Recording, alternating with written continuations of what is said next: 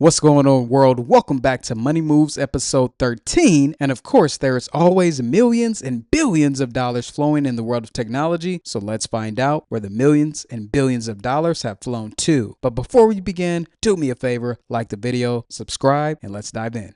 Ocean picks up $118 million to bring robotic offshore inspections global. Ocean last week closed a funding round of 115 million euros, or around $118 million that it plans to use to support ongoing global growth. The company said this financing will also help accelerate the growth of its platform servicing the offshore energy and civil hydrography sectors. In addition, Ocean said the funding will support its geographic expansion and product innovation efforts to meet the rapidly growing demand for high-quality data across the blue economy. Ocean operates a fleet of uncrewed surface vessels, USVs, for offshore geophysical data delivery. From mapping the seabed to environmental monitoring, the company said it provides ocean data to some of the world's largest companies and government agencies. Ocean has offices in Ireland, the UK, the US, Canada, Norway, and Australia. The company added that its USVs combine mission endurance, advanced sensors, real-time communications, and post-processing expertise to offer clients a flexible, cost-effective system to meet their offshore geophysical data needs. Ocean partnered with S2G Ventures to structure the round, which was funded by S2G, Climate Investment, Morgan Stanley's 1GT Fund, and an affiliate of the Crown Family CC Industries collectively. Colossal Biosciences raises $200 million at a $10.2 billion valuation to bring back woolly mammoths. Colossal Biosciences, the company that's famously on a mission to bring back the woolly mammoth and two other extinct species, has raised a $200 million Series C at a $10.2 billion valuation from TWG Global, the investment company of Guggenheim Partners co-founder Mark Walter and the billionaire Thomas Tull. The company claims it has made significant breakthroughs on all three of its main projects, which in addition to the mammoth and the Tasmanian tiger, includes the dodo bird and is on schedule or even ahead of it to resurrect these animals. To achieve its mission, Colossal has been building various technologies including artificial wombs, which is how the company hopes future generations of de-extinct animals will be born. If Colossal successfully resurrects and reintroduces any of the species into their respective ecosystems, the company anticipates generating revenue through the sale of biodiversity credits, a market-based mechanism similar to carbon credits. In more Money Moves news, Netrodyne snags $90 million at a $1.35 billion valuation to expand smart dash cams for commercial fleets. Distracted driving is one of the leading causes of car accidents and a major reason why auto insurance premiums are expected to increase in 2025. Netrodyne provides fleet owners, including big names like Amazon, with AI-enabled dash cams that collect vehicle data and video to improve driver safety, reducing accidents by around 50%. Netrodyne had a $150 million Series C in 2021, and since then, the company has expanded beyond North America and India and into Germany, the UK, Australia, and New Zealand. To further that growth into Ireland and into Japan in the coming months, Netrodyne has just raised a $90 million Series D at a pre-money valuation of $1.3 billion,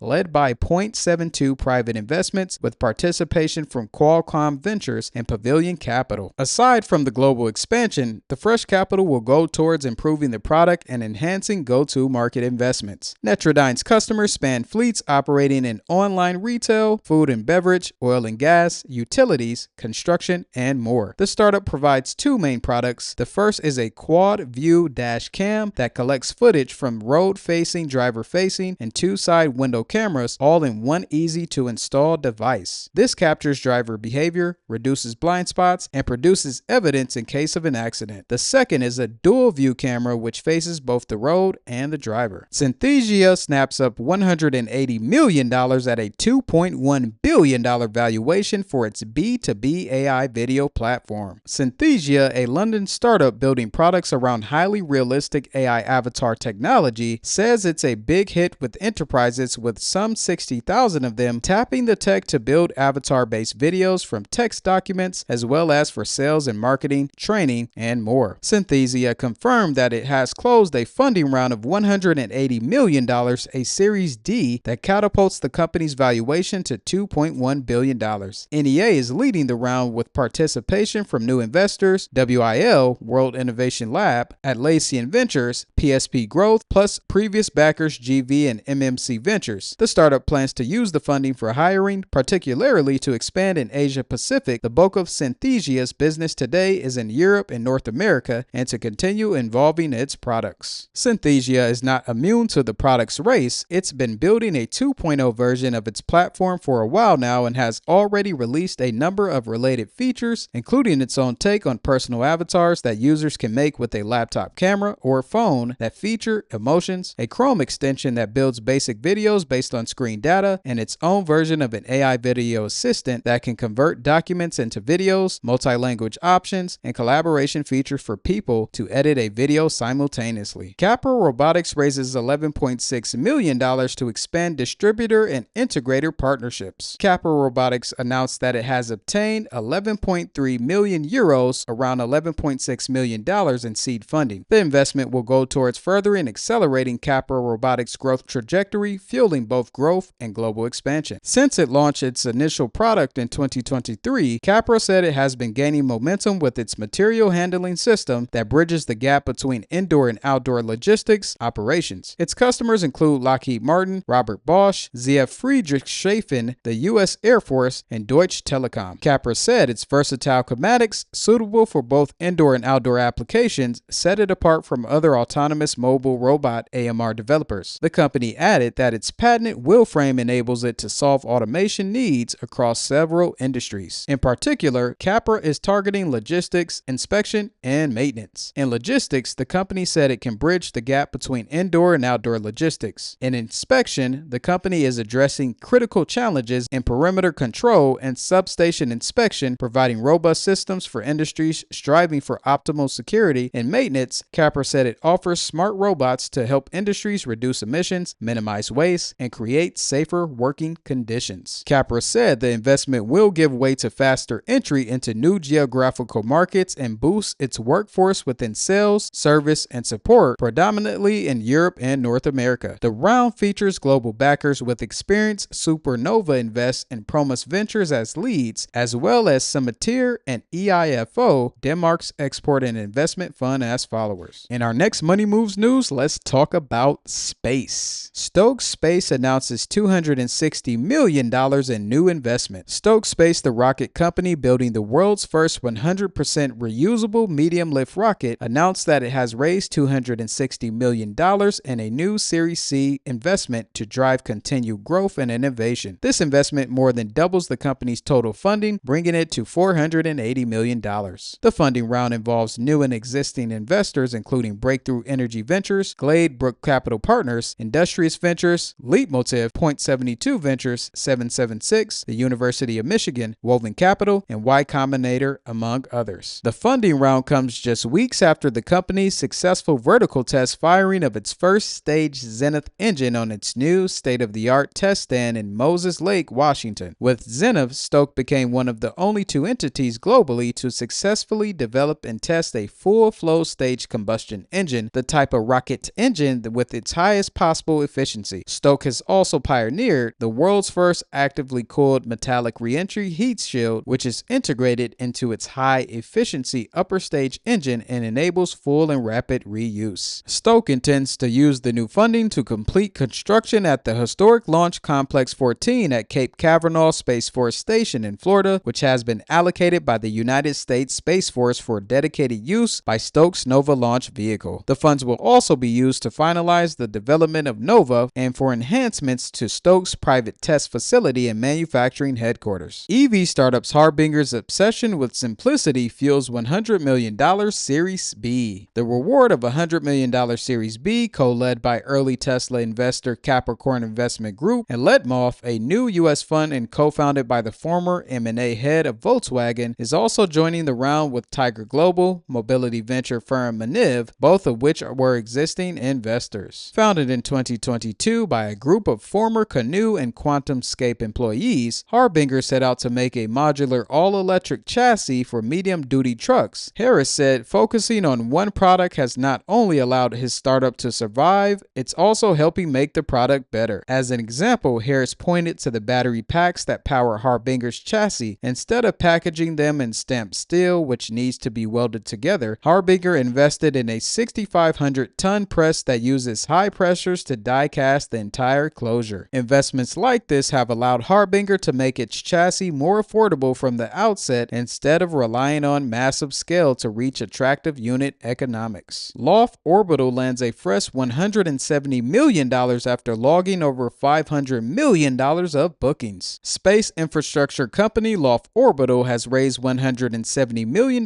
in a Series C funding co-led by Tikehau Capital and Axial Partners. Notably, the amount of the Series C financing is greater than the combined $160 million the company has raised since its 2017 inception. BPI France, Foundation Capital, Temasek, and Uncork Capital also participated, which brings the company's total raise over its lifetime to $330 million. The company has sold over 30 satellites, and its customers include NASA, Microsoft, Anduril, and Base Systems, among others. In total, it says it has deployed over 25 customer missions across its 5 satellites launched to date. It buys standard satellites from vendors like Airbus and LeoStella and outfits them with payloads from customers, saving them the hassle of purchasing, operating, and managing their own hardware and ground segment network. It also offers virtual missions, allowing its customers to deploy their software apps on a Loft satellite to leverage onboard sensors and compute nodes, analyze data as it's being collected, and run a whole range of use cases. Loft will use its new capital in 2 ways. It plans to scale from launching a handful of satellites per year to 10 plus annually. It also wants to expand its virtual missions, expand its AI business where customers can create an AI system in their own cloud and deploy it onto a Loft satellite. In the next Money Moves article, we have Raspberry AI raises $24 million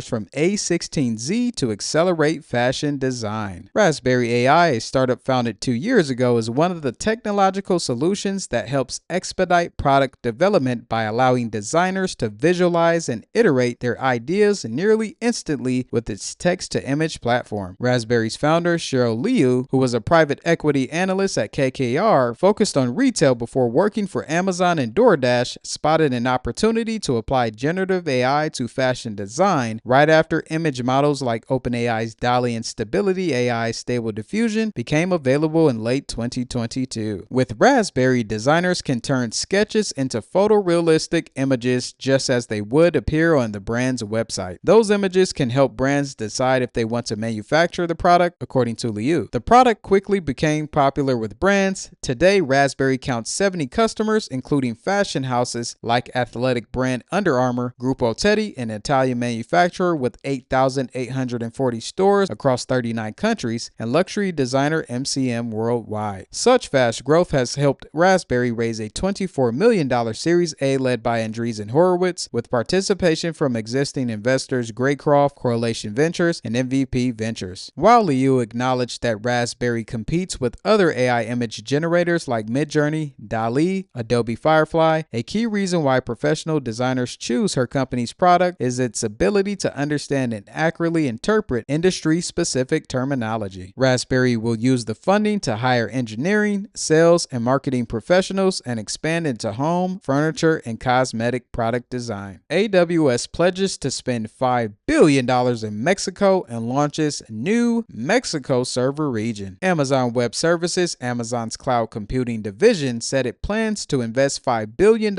in Mexico over the next 15 years as part of a long-term commitment in the region. A portion of that investment is a new server region launching in Mexico's central region that will allow AWS customers to run applications and serve end users from AWS data centers located in Mexico. AWS estimates that construction and ongoing operation of AWS Mexico will add approximately $10 billion to Mexico's GDP and support roughly 7,000 full-time equivalent jobs. To be clear, AWS won't be hiring 7,000 new Mexico-based staff. Rather, the company is anticipating that external businesses within the AWS supply chain in Mexico, like construction and telecommunications firms, will create these jobs. So that's just some of the money moves news happening in the world of technology. And of course, I hope you enjoyed the video, and to continue to stay informed, check out these 2 videos right here. Let me know what you think and stay tuned for that next video.